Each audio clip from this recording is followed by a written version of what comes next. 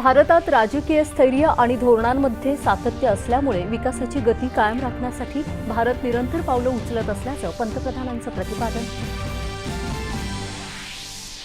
अंतराळ क्षेत्रातील स्टार्टअप कंपन्यांच्या मुख्य कार्यकारी अधिकाऱ्यांसोबत पंतप्रधानांची चर्चा। जीवनमान सुलभ करण्यासाठी अंतराळ क्षेत्राचा अधिकाधिक वापर करण्याचं पंतप्रधानांचं आवाहन। देशात मोबाईल फोन उत्पादन योजनेमुळे मोबाईल फोन उत्पादन दुप्पट होऊन 40 लाख कोटी रुपयांपर्यंत पोहोचेल असा विश्वास अश्विनी वैष्णव यांनी केला व्यक्त। नॅशनलिस्ट पार्टीचे नेते मिर्झा फखरुल इस्लाम आलमगीर यांनी बांगलादेशचे 23वे राष्ट्राध्यक्ष म्हणून घेतली शपथ।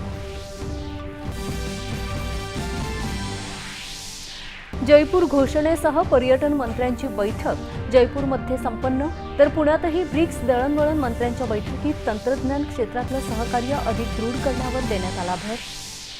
साखरेचे वाढते दर रोखण्यासाठी आणि पुरेशी उपलब्धता सुनिश्चित करण्यासाठी आवश्यक पावलं उचलत ग्राहक आणि ऊस उत्पादक शेतकऱ्यांच्या हिताचं रक्षण करण्यासाठी केंद्र सरकार कटिबद्ध। हेसन हे महाराष्ट्रासाठी तर महाराष्ट्र हे हेसनसाठी प्रवेशद्वार ठरेल असा विश्वास मुख्यमंत्री देवेंद्र फडणवीस यांनी केला व्यक्त। शेतीच्या उत्पादकता वाढीसाठी राज्यात डिजिटल ट्विन लर्निंग प्रकल्प राबवला जाणार। पहिल्या टप्प्यात 10,000 शेतकऱ्यांची निवड करण्याचे मुख्यमंत्र्यांचे निर्देश।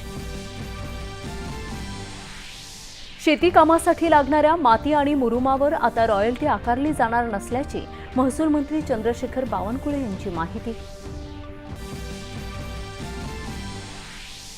बीड जिल्ह्यातल्या कविता नरसिंगराव गीते आणि कुंदा जयवंत बच्छाव यांची यंदाच्या राष्ट्रीय शिक्षक पुरस्काराकरिता निवड। 5 सप्टेंबर शिक्षक दिनी राष्ट्रपतींच्या हस्ते दिल्ली इथं करण्यात येणार सन्मान।